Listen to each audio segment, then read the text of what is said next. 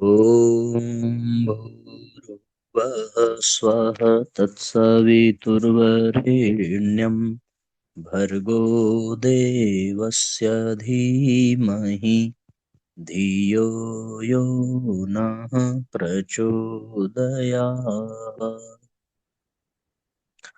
ॐ चैतन्यं शाश्वतं शान्तं व्योमातीतं निरञ्जनं नादबिन्दुकलातीतं तस्मै श्रीगुरवे नमः। गुरुवर गुरुता दीजिए, हे पावन श्री राम। जन जन के सुख चैन हित कभी न लें विश्राम।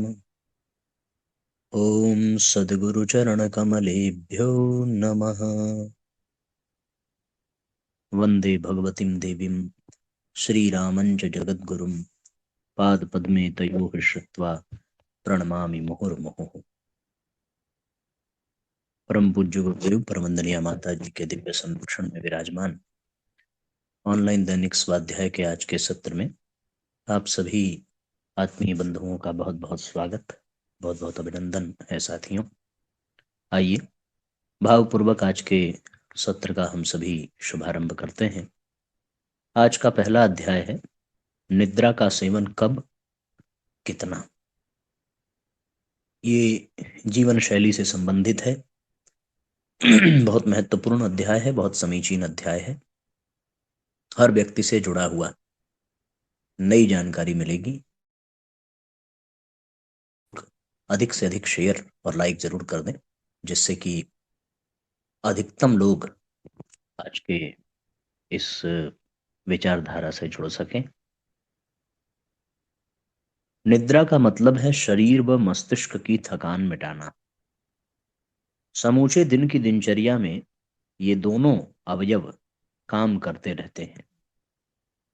जिस तरह मोटर का इंजन एक सीमा तक चलने के बाद गर्म हो जाता है, ऐसी स्थिति में आवश्यक हो जाता है कि उसे बंद कर आराम दिया जाए।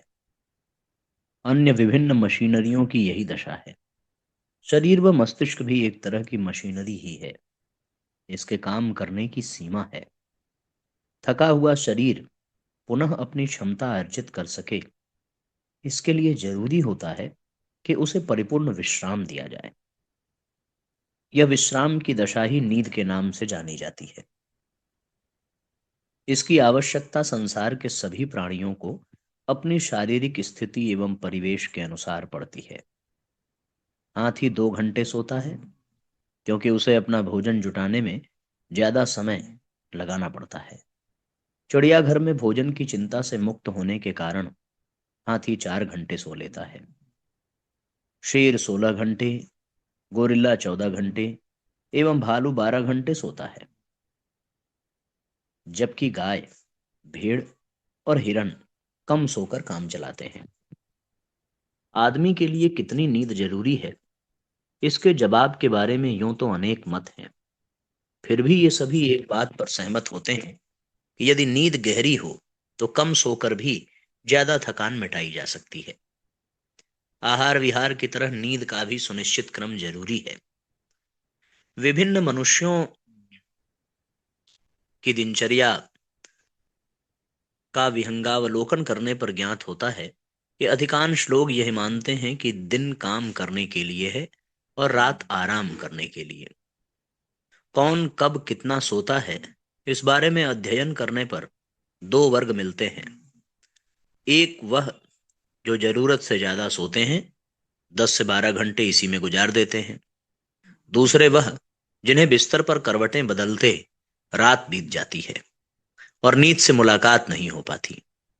ऐसे कम ही लोग मिलेंगे जिन्होंने अपनी दिनचर्या के अनुरूप इसे ठीक ठीक स्थान दिया है।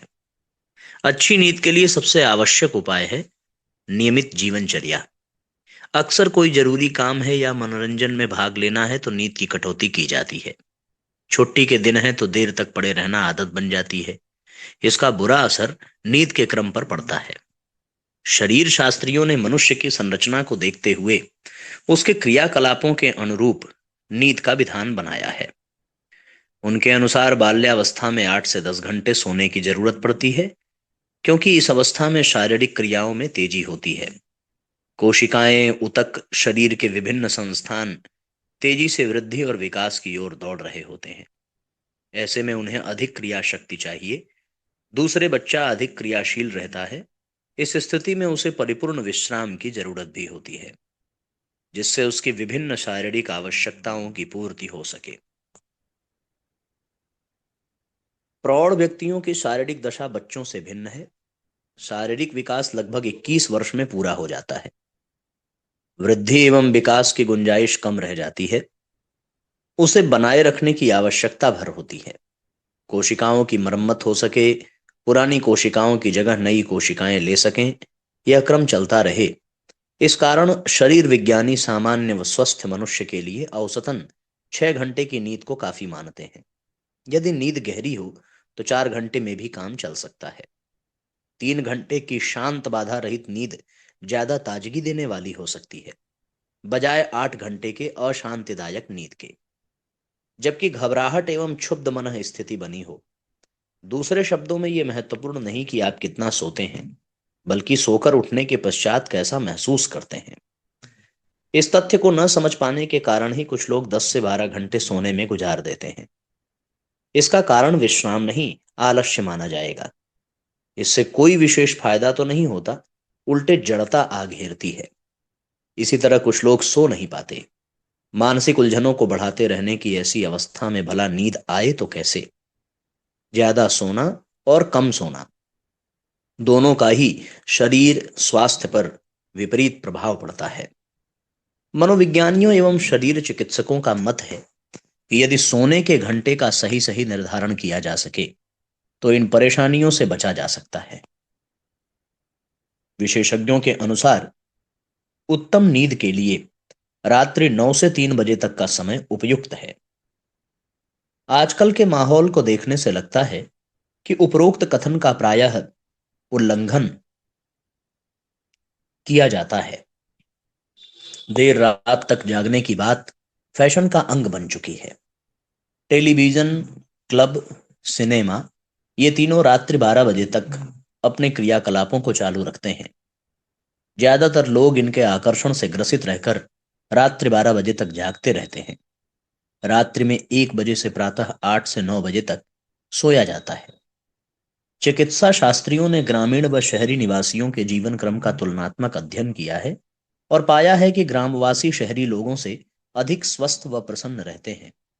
अन्य कारणों के साथ इसका एक महत्वपूर्ण कारण संतुलित नींद को भी उन्होंने माना है। ग्रामवासियों के पास नींद को खराब करने वाले विभिन्न साधनों में से कोई भी साधन उपलब्ध नहीं है।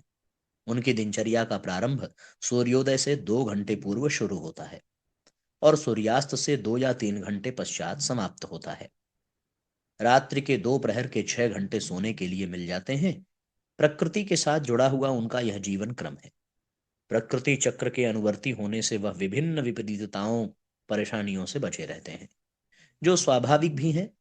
अस्वाभाविक तो प्रकृति चक्र के विरोध करने से होता है। रात 12 बजे से 1 बजे सोना ऐसा ही विरोध है। इसी अध्ययन से यह तथ्य भी उभर करके सामने आया है कि अकेले भारत में लाखों से ऊपर ऐसे लोग हैं जिन्हें नींद की गोलियों पर निर्भर रहना पड़ता है। इसे सही समय पर न सोने एवं तनाव युक्त रहने का ही परिणाम कहा जाएगा। इन तमाम परेशानियों से बचने के लिए अच्छा यही है कि अपनी बिगड़ी हुई आदत सुधारी जाए। दिन में कठोर श्रम परिपूर्ण मनोयोग से किया जाए, पर उसका भार लेकर बिस्तर तक पहुंचने की जरूरत नहीं है। रात्रि 9 बजे सोने की आदत प्रारंभ में तो अटपटी लगेगी, पर बिगड़ा क्रम इसी से सुधरेगा। मनोविज्ञानियों का कथन है गहरी नींद आए। इसका सामान्य उपाय तो यह है कि दिन में खूब काम करके शरीर को थका डाला जाए। इस तरह बिस्तर पे लेटते ही नींद आ जाती है। इसके बाद भी यदि नींद आने में कुछ परेशानी है तो गहरी सांस लेते हुए मन में यह भाव रखना कि मैं गहरी नींद में जा रहा हूं। इस तरह 5 से 10 मिनट में सोया जा सकता है। कुछ दिनों में पुरानी बिगड़ी आदत खत्म हो जाती है और उसकी जगह सही उचित सोने की यह नई आदत ले लेती है। इसके बाद किसी तरह की कोई परेशानी नहीं रहती। प्रातः 3 से 4 बजे तक सोने से थकान पूरी तरह मिट जाती है। एक नई ताजगी का बोध होता है।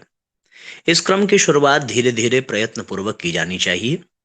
सही समय और भली प्रकार सोने का अभ्यास यदि डाला जा सके तो यह सुनिश्चित है कि जीवन क्रम अधिक दीर्घगामी, प्रखर और संतुलित बन सकेगा।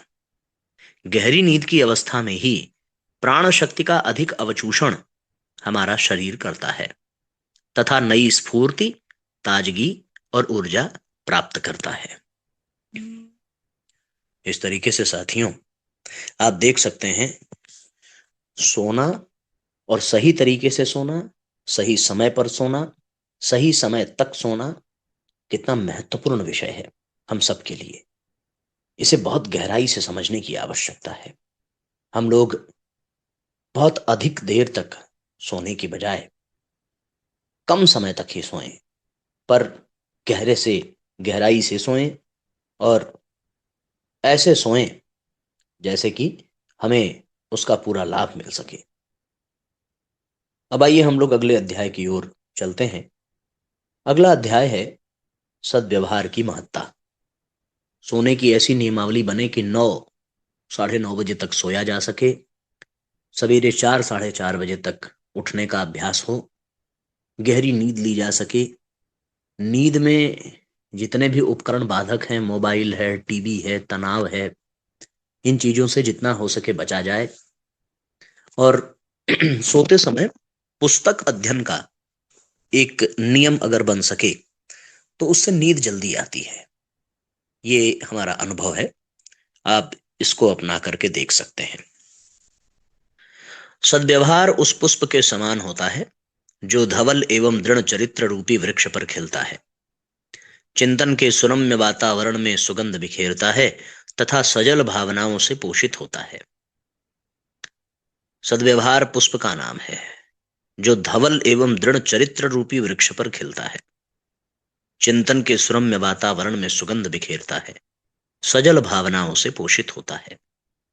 इसीलिए तो दिव्य जीवन के प्रणेता एवं महान योगी श्री अरविंद के मन का विचार निस्सृत हो कह उठा, इनर रेगुलेट्स आउटर बीइंग, अर्थात जीवन के समस्त बाहरी क्रिया व्यापार अंदर से नियंत्रित एवं संचालित होते हैं।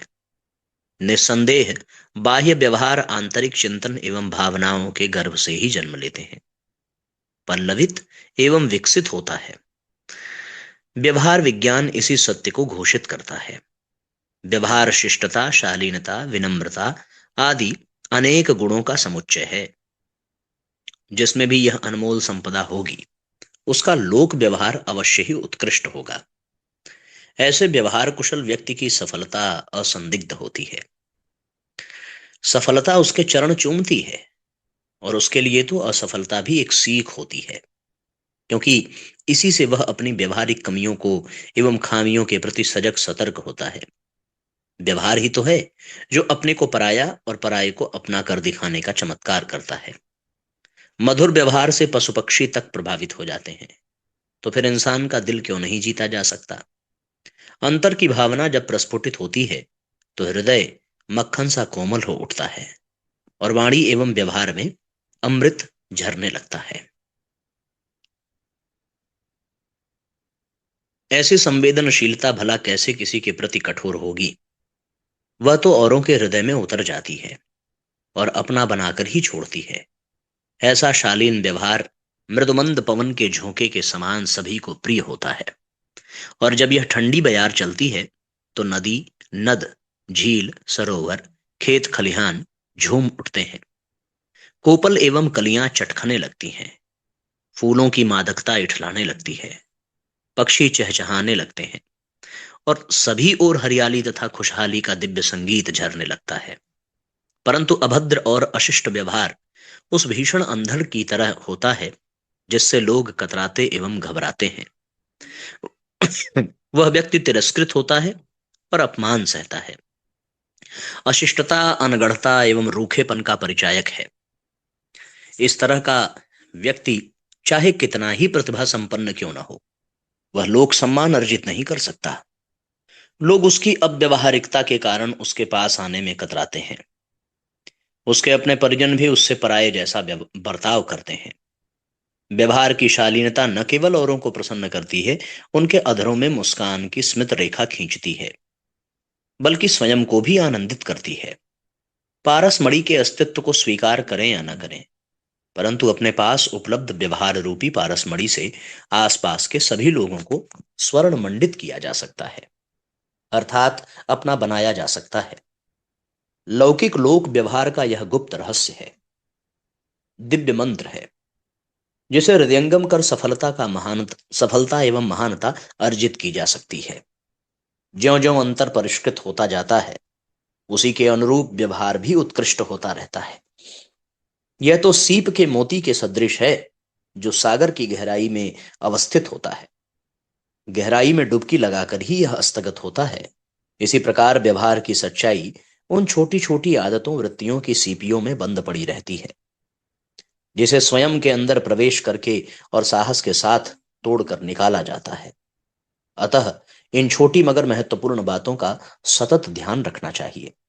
आदतों एवं वृत्तियों के सदैव जागरूक रहना चाहिए, ताकि व्यवहारिक धरातल पर कोई व्यक्ति भ्रम न फैला सके। इससे व्यवहार कुशलता का बड़ा घनिष्ठ संबंध होता है। ये वृत्तियां हमारे व्यवहार को प्रभावित करती हैं। ये बड़ी हठीली होती हैं, परंतु इन्हें जीता जा सकता है। हालांकि ये न चाहते हुए भी अपने व्यवहार में आ धमकती हैं, और अनचाहे एवं आदतन हम भूल कर बैठते हैं। इसलिए आवश्यक है कि धैर्य एवं संकल्प पूर्वक अपने व्यवहार को शिष्ट एवं शालीन बनाए रखा जाए। हर पल, हर क्षण इसमें सुधार लाते रहना चाहिए। व्यवहार को मधुर एवं श्रेष्ठ बनाकर रखना चाहिए। सभी बाधाओं और कठिनाइयों पर विजय प्राप्त की जा सकती है, अगर व्यवहार मधुर और श्रेष्ठ बने। अच्छा यह है कि हमारे व्यवहार में सदैव बड़ों के प्रति आदर एवं सम्मान का भाव तथा छोटों के प्रति स्नेह झलके। हर व्यक्ति का अपना आत्मसम्मान होता है। जो समुचित सम्मान दे सका, वही सच्चा व्यवहार कुशल है। जरा सी भी व्यवहारिक त्रुटि अर्थ का अनर्थ कर सकती है। अतः ध्यान देने योग्य तथ्य यह है कि सभी को उसके अनुरूप शिष्टता पूर्वक आदर दिया जाए। अपनी व्यावहारिक भूल को विनम्रता के साथ स्वीकार कर उसके प्रति सजग रहा जाए। प्रत्येक व्यक्ति के नाम के साथ उसका आत्मसम्मान जुड़ा रहता है। इसलिए प्रयास यह होना चाहिए कि जिसका नाम लिया जा रहा हो, उसके साथ जी का प्रयोग हो। इन्हीं व्यवहारिक सूत्रों में जीवन का मर्म छिपा हुआ है। संयमित एवं कल्याणकारी वाणी व्यवहार की ऋढ़ है। चेतना की परम उच्च अवस्था में जीने वाले विश्व विस्तृत स्वामी विवेकानंद का लोक व्यवहार भी उनकी ही तरह आकर्षक था। हालांकि ऐसे तपस्वी प्रसिद्ध साधक लोक व्यवहार से काफी ऊंचे उठे हुए रहते हैं, परंतु स्वामी जी व्यवहार के धनी थे। इसी कारण किसी से न मिलते हुए भी उन्होंने अस्वस्थता की दशा में लोकमान्य तिलक से 1.5 घंटे तक आत्मीयतापूर्ण बातें की, और इसी व्यवहार का ही परिणाम था कि तिलक के विचारों में व्यापक परिवर्तन हुआ, और उसके पश्चात ही वे राष्ट्र के प्रति पूर्णतया समर्पित हो गए। श्री अरविंद का व्यवहार भी बड़ा ही शिष्ट, शालीन एवं सभ्य था। प्रसिद्ध उपन्यासकार चार्ल्स डिकेंस अपने मधुर शालीन व्यवहार के कारण अत्यंत लोकप्रिय थे। वे किसी से भी खुले दिल से मिलते थे, और जहां कहीं भी जाते अपने व्यवहार से सभी को मुग्ध कर देते थे। इसी तरह जर्मनी में महाकवि गेटे अपने व्यवहार के लिए विख्यात थे। उनके शिष्ट शालीन व्यवहार से लोग बरबस खींचे चले आते थे। नेपोलियन की धर्मपत्नी जोसेफीन अति व्यवहार कुशल थी। नेपोलियन भी सद्व्यवहार के कारण योद्धाओं के दिलों में बसते थे। यह संपूर्ण सच है कि सद्व्यवहार हृदय को विशाल बनाता है। जिसमें संवेदना और भावना उफनती रहती है, उसमें ईर्ष्या द्वेष होते नहीं हैं। सद्व्यवहार से श्रेय, सम्मान, मान, प्रतिष्ठा सभी कुछ मिलते हैं। हमें भी चरित्र चिंतन को परिष्कृत एवं उन्नत कर सबसे सद्व्यवहार बनाए रखना चाहिए। इस तरीके से साथियों, ये दूसरा अध्याय जो सद्व्यवहार की सीख देता है, प्रेरणा देता है, बहुत मार्मिक लगा। ये हर व्यक्ति को इस अध्याय को पढ़ करके इसका अभ्यास करना चाहिए। इसका एक अलग आनंद आएगा। आइए अब आज के सत्र को साथियों यहीं पर विश्राम देंगे। गायत्री मंत्र हमारे साथ साथ बोलेंगे। ओम भूर्भुवः स्वः तत्सवितुर्वरेण्यं भर्गो देवस्य धीमहि धियो यो नः प्रचोदयात्। सभी आत्मीय बंधुओं को बहुत बहुत प्रणाम। सबका मंगल हो साथियों। जय राम जी की। शुभ रात्रि।